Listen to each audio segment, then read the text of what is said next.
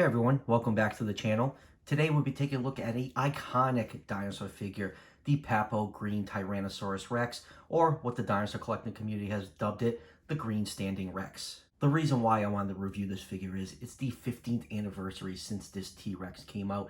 It came out way back in 2005. It is one of the first dinosaurs Papo ever produced. The other figures that were released alongside this Rex was the Triceratops, Parasaurolophus, and Velociraptor.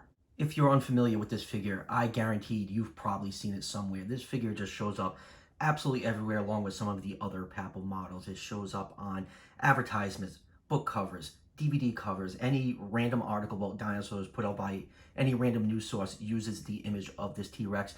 And most famously of all, it's on the cover of the critically acclaimed novel Taken by T-Rex. For some unknown reason, has not been made into a movie yet, and I have no idea why. Here's a little history on this figure before we jump deeper in the review. This figure is clearly based off the Jurassic Park style T-Rex. The pose is based off Rexy when she defeats the raptors at the end of Jurassic Park 1, but the coloration is based on the Lost World T-Rex. This figure was released in 2005, but it was retired in 2012.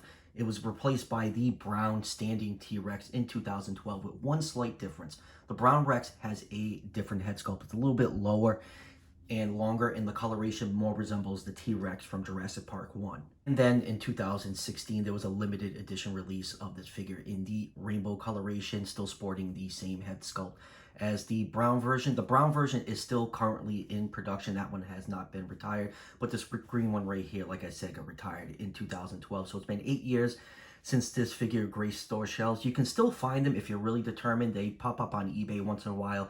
I've seen them as low as $35, $40 and as high as $70. So with some hunting, you probably could find one for a decent price.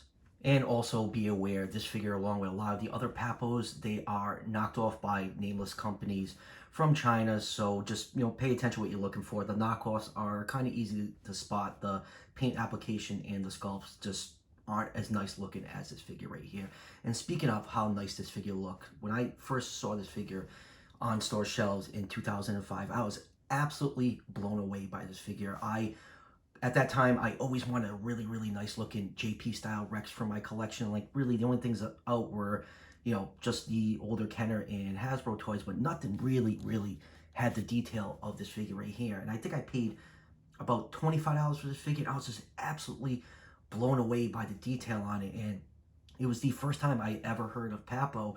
And, since this figure came out, Papo is probably one of the most popular dinosaur toy companies around right now. They don't produce the most accurate looking dinosaurs. Sometimes they get lucky and produce some really nice ones like their Pachyrhinosaurus and Styracosaurus. But man, this was such a cool figure. This thing has always been displayed on my dinosaur toy shelf. It's such an iconic piece of dinosaur toy collecting. All right, so let's do a couple quick measurements before we jump into the details section of the review. This figure stands just a hair over 6 inches tall, and as I'm banging to everything with this tape measure, is just about 8 3/4 inches long from the tip of the snout to that bend in the tail. Now, if you add in the rest of the length of the bend in the tail, this figure is just about 12 inches long. So the T-Rex in Jurassic Park is about 40 feet long. So that would put this figure exactly in the 140 scale range. Like I said earlier, the pose of this figure is based off the victory roar of the T-Rex at the end of Jurassic Park 1. So I'm just going to spin it around so you can see it from all angles. It is, if you're a Jurassic Park collector, this is a really cool figure to add in your collection. It's definitely a classic pose for this T-Rex. Scientifically, this is a horrible tripod pose. So if you collect accurate dinosaurs, you really don't need to have this figure in your collection. So let's zoom in and take a look at that beautiful looking Jurassic Park style T-Rex head. For this being a 15-year-old figure, the detail on this figure holds up so well to this day. Just look at all those small scales and different size scales sculpted in there. This is really a beautiful looking Jurassic Park style head. You even have the dark shadowing around the orbit right there. The eye is painted in gold with a black pupil. The teeth all nicely painted in white. Even inside the mouth, the detail is absolutely fantastic. Look how nice that tongue looks right there. And if you turn the figure over, you can see some really nice mouth detail.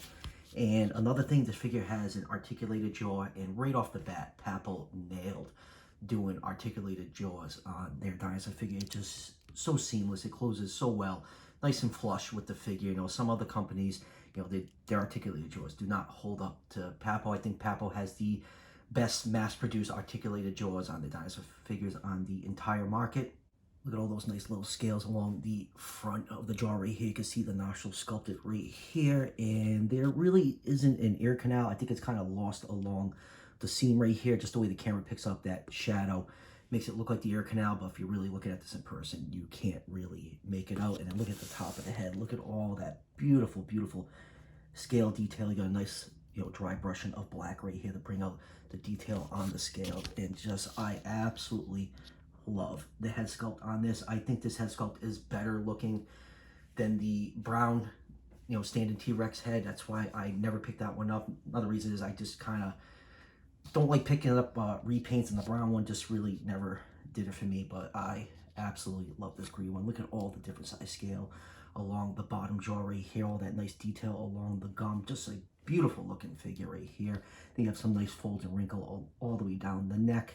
And the main coloration on this figure is just all different shades of dark and light green. And I'll say one thing about Papo, their paint is very durable. I've had this figure for 15 years. I've moved a couple times. It's been bounced around in shipping boxes. I've dropped it a couple times. There is not a scratch or a scuff anywhere on this figure. The only paint we have in this figure is right here on the very bottom of the toe claws, and that's just from moving around on a shelf, and that is it. That is another bonus for Papo. I think their paint is very, very durable compared to other companies, say like Safari. And, you know, if you have Bully Land figures, you just look at them and the paint just scuffs right off them. And going down to the arms right here, you can see the arms are sculpted with some really nice muscle detail, and, you know, the wrists are in that, you know, outdated, inaccurate, you know, pronated position. The hand claws have some nice black paint on them, and they're made out of a softer material, so you don't have to really worry about these arms snapping off. And then going down from the body, you can see more folds and wrinkles and beautiful scale detail. Just this figure looks absolutely fantastic from every angle. You can see the hip and the back vertebrae, you know, sculpted in right here. The legs are nice and big and muscular. You have some beautiful, beautiful scale detail going down to the feet. The toe claws are painted in black, and like I said, that's like literally the only paint scuffing I've had on this figure in 15 years. Even turning it over, a lot of beautiful scale detail along the stomach right here. Even actually have a cloaca slit sculpted in, which is really, really cool. And then going down to the tail, you can see the tail, you know, curves at the base right here, and just beautifully, beautifully painted and sculpted figure all around. This, you know, 15 years later, I'm still absolutely in love with this gorgeous, gorgeous looking T-Rex. I just love that articulated jaw. I was just absolutely blown away by it when I first, you know, put my hands on this thing in stores 15 years ago. All right, let's move on with some comparisons. I actually have a lot of comparisons for this figure since it's the 15th anniversary of it. So let's start off with some of the original figures that were released alongside this figure. Here it is with the Triceratops. This figure is still in production. And here it is with the original brown Velociraptor. This figure is actually quite rare. It's retired. I've seen it go as high as $150, but I know a few people that have gotten it for much cheaper than that. And next up is the green running T-Rex. And if you thought the green standing T-Rex showed up in a lot of places, I think the running T-Rex from Papo shows up in media much more often now than this one right here. I've seen this thing on everything from t-shirt to like magic card artwork. I just feel like anyone that, you know, is told to, you know, use a T-Rex just instantly goes and copies this thing. I think part of the reason is that a lot of the Papo stuff is, you know, unofficially based off Jurassic Park style dinosaurs. So I don't think they really can take any legal action to people, you know, using the images of their products. So let me get this Rex off to the side right here. And here it is with their Jurassic Park style Spinosaurus. And, you know, Papo loves doing repaints on their figure. And I have no idea why they never re-released this Spinosaurus in a, you know, more accurate, you know, Jurassic Park 3 color scheme. I absolutely would have bought it. I just feel like the color scheme on this thing is just so bland. And speaking of Spinosaurus, here it is with the limited edition Papo Spinosaurus. And, you know, when that new paper came out like a month or so ago. This figure just got a little bit more accurate. It's not the perfect Spinosaurus figure, but it did become a little bit more accurate in my eyes. And here it is with the old Rosaurus, Tyrannosaurus Rex. And back in 1997, Rosaurus was the company copying that Jurassic Park style T-Rex look. And here it is with some other T-Rexes from other companies. Here it is with the always beautiful and stunning Safari Limited feathered T-Rex. And here it is with the Collecte Deluxe feathered Rex. And lastly, here it is with the Rebor Killer Queens. This is the jungle variant, which is based off the Lost World color scheme, just like this green standing Rex right here. And here is the Jurassic Park one coloration Killer Queen. And I absolutely still love these two Rebor figures, even though they have horrible standing issues. And I'm actually surprised both are standing right now. So final thoughts on this figure. This figure is an absolute classic and iconic dinosaur figure to have in your collection, especially if you are into Jurassic Park style dinosaurs. This figure is absolutely fantastic to have, and it holds up so well after being 15 years old.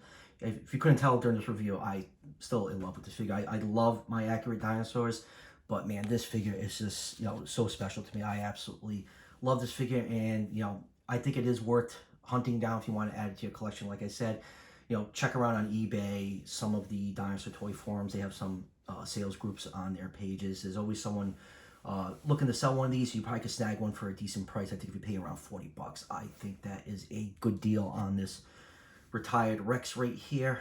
The one thing I will say, I do like the tripod pose on this T-Rex, but I feel like Papo is just overdoing it with the tripod pose lately. I just feel like they should just get away from it. They've produced figures that can, stand on 2 feet relatively well. Sometimes they cheat a little bit and that front hand is holding the figure up, but you still got pretty much a bipedal pose. So I really, really want the tripod pose to go away from, Papo's wheelhouse. But unfortunately, they threw that tripod pose on their 2020 Giganotosaurus, which I will be reviewing. I did order that figure. I told myself I wasn't going to do it because I just didn't like the pose.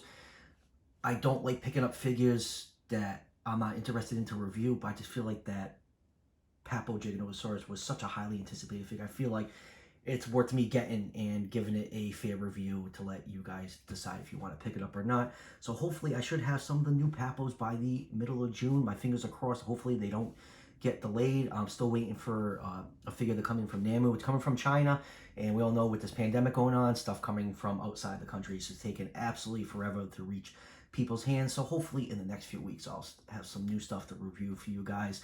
Pre-orders went up for some of the new Jurassic World toys, like some of the Camp Cretaceous stuff. I will be picking up some of that stuff. I probably won't be picking up that new Ultimate Electronic T-Rex from Mattel. I just have 5 Mattel Rexes right now, and I just can't see myself adding another one. But who knows, maybe I'll change my mind when some people get some in-hand images of it. So that will do it for a review. I hope you enjoyed it. As always, if you are enjoying the reviews on this channel, show your support by hitting that subscription button just below the video. Each subscription helps out the channel tremendously, and it's greatly appreciated. I'll see you guys for the next one.